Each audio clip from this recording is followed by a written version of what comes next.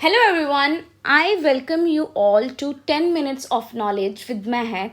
In my previous video, I have discussed some questions regarding banking awareness and इस video में हम आगे उन क्वेश्चंस को कंटिन्यू करते हैं हमारे आरबीआई बैंकिंग अवेयरनेस के रिगार्डिंग क्वेश्चंस पे। अगर आप किसी कॉम्पिटिटिव एग्जाम्स की तैयारी कर रहे हैं, बैंक पीओ एसबीआई क्लर्क, तो ये वीडियोस आपके लिए बहुत इंफॉर्मेटिव रहने वाली हैं। सो लास्ट तक देखिएगा। So let's start. In my previous video, I have given you one question to answer. 1 rupee note is signed by. So the correct answer of this is finance secretary.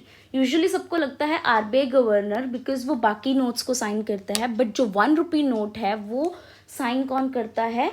Finance secretary. So now the next questions are, how many digits are there in IFSC code? IFSC code में कितने digits होते हैं?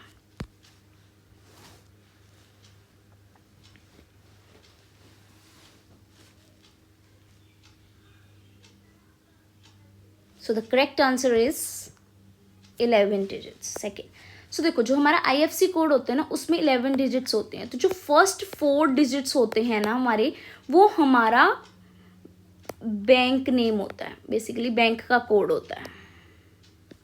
उसके बाद जो fifth होता है ना वो हमेशा 0 होता है, एंड जो लास्ट के 6 डिजिट्स होते हैं ना वो हमारे क्या होते हैं? ब्रांच का कोड। ओके जैसे हमारा येस बैंक में अकाउंट है तो YESB, this denotes the bank name, then fifth is 0 and the last 6 digits जो होते हैं वो हमारा ब्रांच का कोड होता है। सो ये याद रखना। So next question is, what is the maximum percentage that RBI can fix or for deposits under SLR? SLR के अंडर जो डिपॉजिट्स होती हैं उसकी क्या मैक्सिमम परसेंटेज जो आरबीआई फिक्स कर सकता है?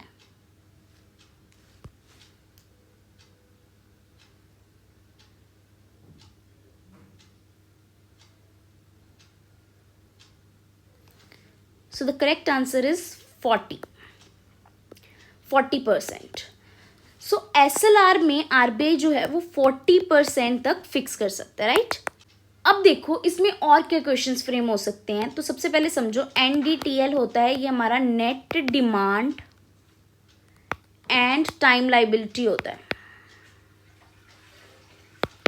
इसके अंदर 2 चीजें होती हैं, जो बैंक्स होते हैं ना उनको मैंडेटरी आरबीआई के पास सीआरआर रखना होता है, जो कि कैश की फॉर्म में रखना होता है, और आजकल इनके ऊपर उनको 0% इंटरेस्ट मिलता है, कोई इंटरेस्ट नहीं देता। कि आरबीआई कहती है कि आपने अपनी net demand and time liability का कुछ परसेंट हमारे पास सबमिट करना है, आरबीआई के पास कैश की फॉर्म में डिपॉजिट करना होता है, और करंट सीआरआर रेट क्या है हमारा? 4.50। और एसएलआर में क्या होता है, आप एनडीटीएल का कुछ परसेंटेज जो आरबीआई बताती है वो आपको रखना होता है, गोल्ड, सिक्योरिटीज और आप कैश किसी भी फॉर्म में आप रख सकते हैं, ठीक है? तो ये तरह के क्वेश्चन हो सकते हैं, या आप पूछ सकते हैं कि सीआरआर एसएलआर किसके ऊपर रखना होता है? एनडीटीएल के ऊपर। करंट सीआरआर क्या चल रहा है? 4.50, और एसएलआर क्या है? 18%। तो एसएलआर किस फॉर्म में रखा जा सकता है? गोल्ड, सिक्योरिटीज, कैश में। और सीआरआर किस फॉर्म में रखा जाता है? Cash only. Who is the current governor of RBI? RBI का करंट गवर्नर कौन है?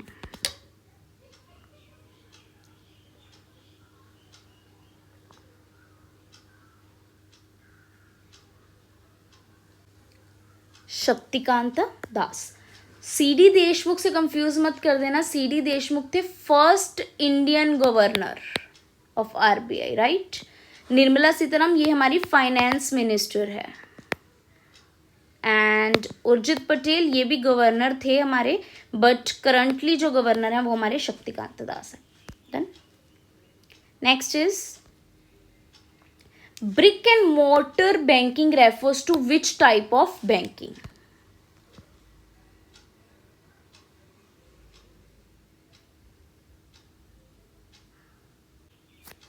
सो the correct answer is branch based banking. जो ब्रांच बेस्ड बैंकिंग होती है उसे हम ब्रिक एंड मोटर बैंकिंग भी बोलते हैं। ट्रेडिशनली क्या होता था कि ब्रांच के अंदर जो भी हमारी ट्रांजैक्शंस हो रही हैं वही मानी जाती थी, आउटसाइड दी ब्रांच कुछ भी ट्रांजैक्शंस होते थे उसको हम इनवैलिड मानते थे। ये हमारा ट्रेडिशनल था। बट अब जो है एडवांसमेंट हो गई है और अब तो बहुत ज़्यादा डिजिटल प्लेटफॉर्म्स आ गए हैं। बट अर्लियर इसे ब्रांच बेस्ड बैंकिंग को ब्रिक एंड मोटर क्यों कहते थे, क्योंकि ब्रांच जो थी वो ईंटों और वो सीमेंट एंड सैंड को मोटर को मिक्स करके बनती थी, तो इसलिए इसे ब्रांच बेस्ड बैंकिंग भी बोलते थे, जो ब्रांच के विधिन ही बैंकिंग होती थी, right. So don't confuse it with shadow, universal or online banking. So brick and mortar banking is traditional banking, branch based banking. If the bank has surplus funds for a short period, which facility it will use from RBI? अगर bank के पास surplus funds है तो वो कौन सी ऐसी facility को use कर सकते हैं RBI से?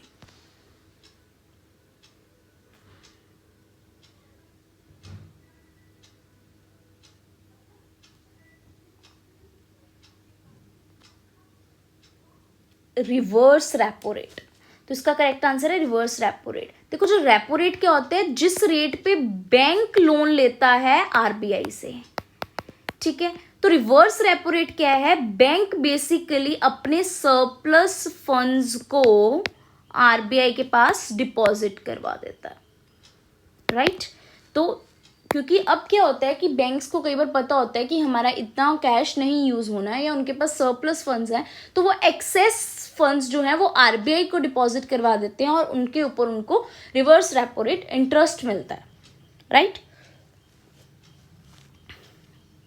और कॉल मनी क्या होते हैं, शॉर्ट पीरियड में अगर एक बैंक दूसरे बैंक से मनी लेता है for a period of 1 to 14 days। Cash reserve ratio, ये वो रेशियो होती है जो बैंक्स को आरबीआई के पास डिपॉजिट करवानी होती है mandatory in the form of cash, और कुछ परसेंटेज है। और करंट सीआरआर कितनी है, 4.50%। Next is what is the main government scheme in banking sector for promoting financial inclusion? Financial inclusion को प्रमोट करने के लिए कौन सी ऐसी मेन गवर्नमेंट की स्कीम इंट्रोड्यूस हुई है?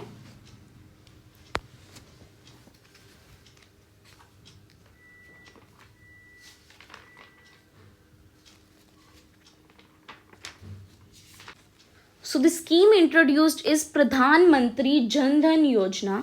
इसके अंडर हमने क्या है कि जीरो बैलेंस पे भी आपके अकाउंट ओपन करे जाएंगे। गवर्नमेंट ने अलाउ किया कि अकाउंट्स आपके zero balance with no minimum balance condition open होंगे।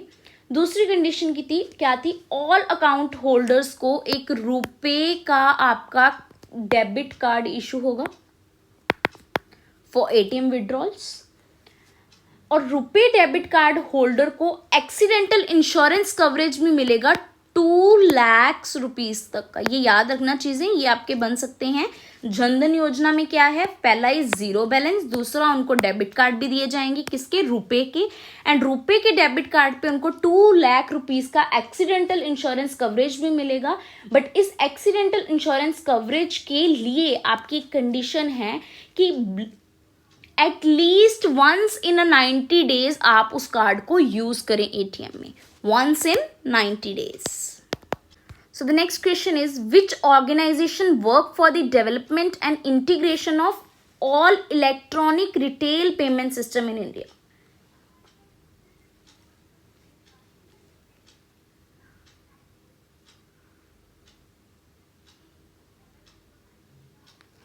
सो the correct answer is National Payment Corporation of India. देखो जो आपका एनपीसीआई था ये फाउंड हुई थी 2008 में आई थी, राइट। एंड ये आरबीआई लेके आया था आईबीए के साथ में मिलके, इंडियन बैंकिंग एसोसिएशन के साथ कंबाइन करके रिजर्व बैंक ऑफ इंडिया का ये इनिशिएटिव था। It was created by RBI for operating retail payment system. कोई भी तरह के इलेक्ट्रॉनिक रिटेल पेमेंट सिस्टम जो भी होते थे वो सारे national Payment Corporation of India के अंडर आएंगे, right? So the next question is a torn or damaged check is called?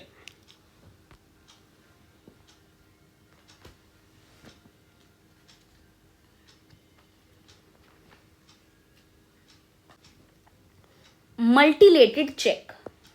देखो, कोई भी चेक जो डैमेज्ड है या फिर टॉर्न है उसे हम बोलते हैं मल्टीलेटेड चेक। अगर आपने चेक के अंदर ओवर रिटर्न करा है या अपनी वैल्यू में, डेट में, किसी और चीज़ में चेंज करा, उसे बोलते हैं मटेरियल चेक। जो कि अगर आप किसी उसके साइन करवा लो कस्टमर के दो तीन जगह पे चेक पे, तो आप उसको वैलिड भी मान लेते हो। बट जो होता है टॉर्न और डैमेज चेक होता है, मल्टीलेटेड चेक होता है और it is not at all valid, ये इनवैलिड चेक ही माना जाता है। Next is which Indian law contains all the rules and regulation related with cheque transactions. जो आपकी चेक की ट्रांजेक्शन्स होती हैं उसके रूल्स और रेगुलेशंस कौन से इंडियन लॉ में आते हैं?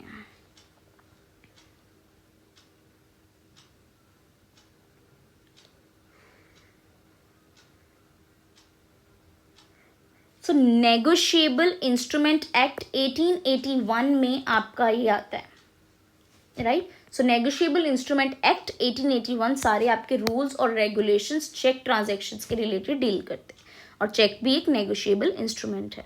RBI launched UPI facility for feature phones are called on March 8th. Very important question. So for this question you have to comment your answer in the comment box, and I'll give you the answer of this either in the comment box or in my next video. So thank you, have a nice day, and if you liked my video please do like, share and subscribe Mehak Ki Pathshala for more such videos.